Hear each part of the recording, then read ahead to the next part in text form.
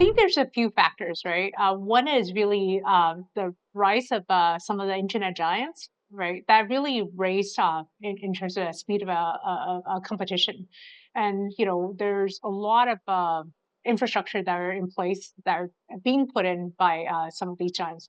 I think the second thing is really the digital savviness because China really went from sort of not necessarily a lot of brick and mortars, right? So the digital adoption from where they are at, what the needs, I think that's just a lot faster in that sense, right?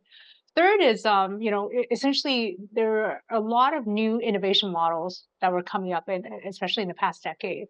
So with the rise of these infrastructure, with consumers demanding for more, there's just much more connectivity and stickiness that are driving towards the mobile walls.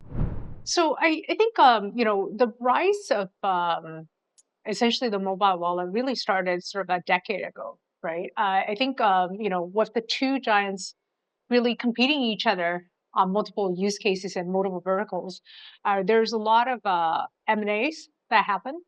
There are a lot of essentially footprints coverage, right? And there's a lot of usage of looking for cash scenarios, right?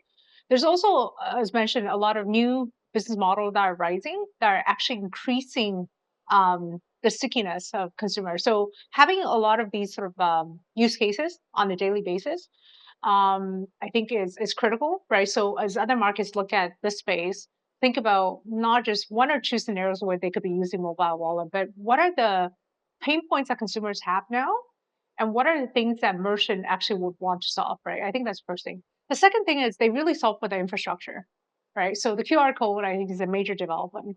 And the ease of that actually makes it much easier for merchants and also for both peer to peer and also for consumers to be able to pay, right? So I think that solves quite a bit. The third I would say is very, very strong analytics behind the capability, right? I think that helps both the merchants. That also helps essentially, both Ali and WeChat to be able to come up with, both loyalty and financial products that actually is at the back of this, right? So that actually feeds into that, right? So if I were to summarize, one is a race to think about sort of the different use cases and make it very sticky.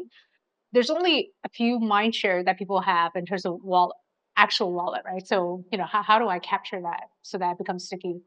The second is the rise of infrastructure, right? So it makes it much more costless, much more effective, and much easier for both merchant and consumers to adopt. And third is really strong around analytics capability.